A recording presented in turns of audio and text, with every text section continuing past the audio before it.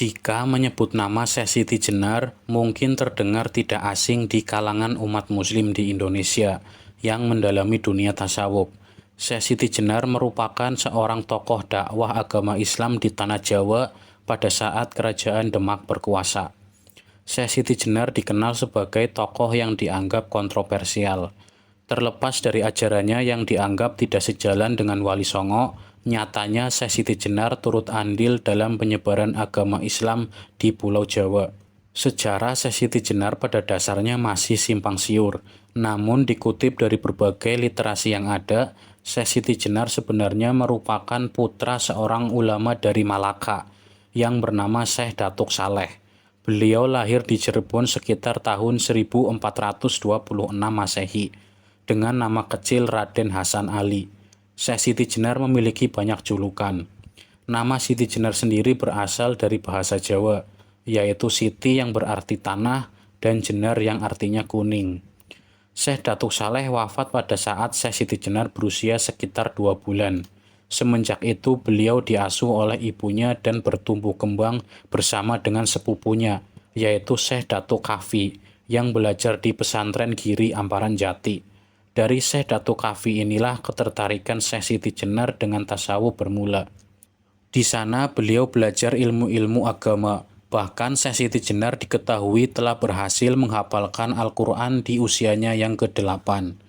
Kemudian sekitar tahun 1446 Masehi, Syekh Siti Jenar keluar dari pesantren tersebut dan mulai berniat mendalami ilmu kemakrifatan atau kesupian.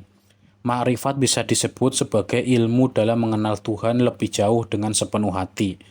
Syekh Siti Jenar pernah belajar di Baghdad, Irak. Ia berguru kepada seorang yang menguasai berbagai jenis ilmu pengetahuan agama.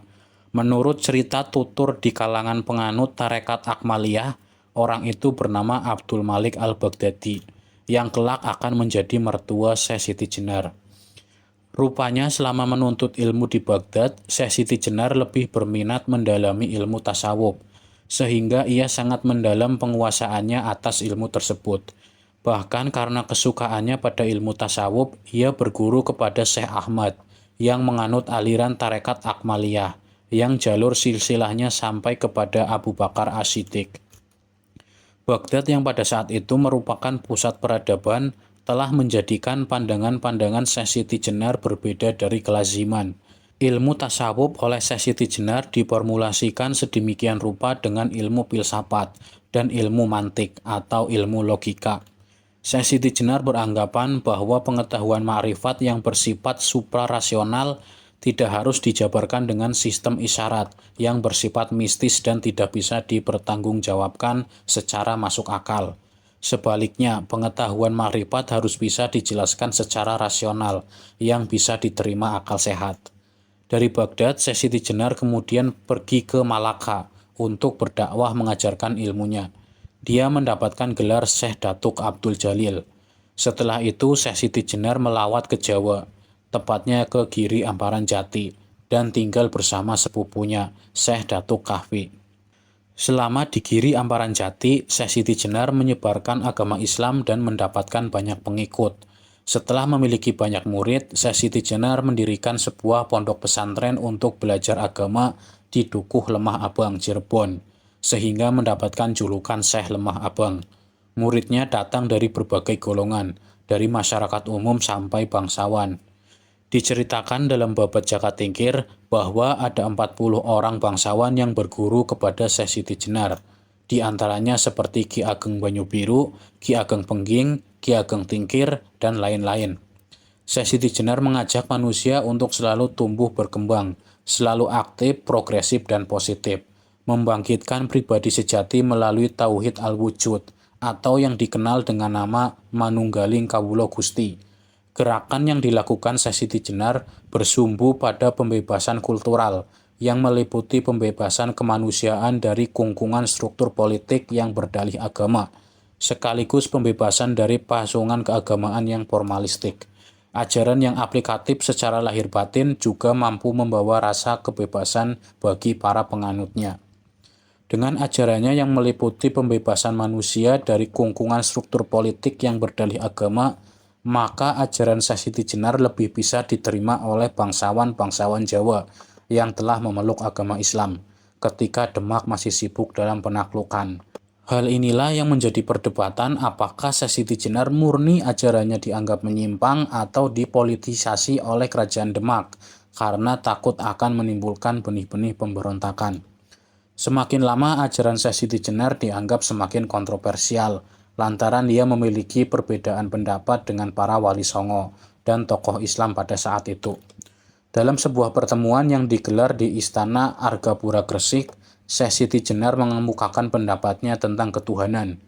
Menurutnya beribadah kepada Tuhan pada dasarnya sama dengan Tuhan. Ia juga menambahkan bahwa hamba yang memiliki kuasa dan yang menghukum juga Tuhan. Pendapat Syekh Siti Jenar ini kemudian ditentang oleh para wali songo dan para ulama yang hadir. Mereka menganggap bahwa Syekh Siti Jenar telah menyamakan dirinya dengan Tuhan. Syekh Siti Jenar dianggap telah merusak ketentraman dan melanggar peraturan kerajaan Demak.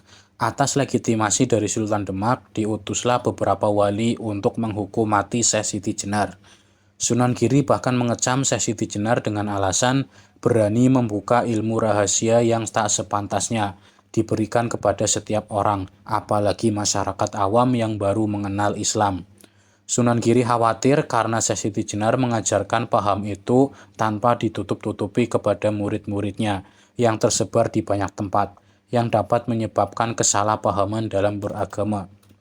Dan Sunan Kudus beranggapan Islam dibangun atas dasar syariat. Kita tidak bisa menjalankan perintah ibadah tanpa melalui tingkatan syariat. Sunan Kudus ingin agar Syekh Siti Jenar untuk mengikuti sarannya, agar kembali dari jalannya yang menyimpang. Ia tidak ingin ajaran Syekh Siti Jenar berkembang, sebab itu bisa meracuni iman seseorang yang baru saja kenal dengan Islam. Di saat itu para wali sedang giat-giatnya menanamkan keyakinan monoteisme dari keyakinan sebelumnya, politeisme dan panteisme. Bagi Syekh Siti Jenar itulah awal kemerosotan. Untuk apa sholat jika perangainya tetap buruk?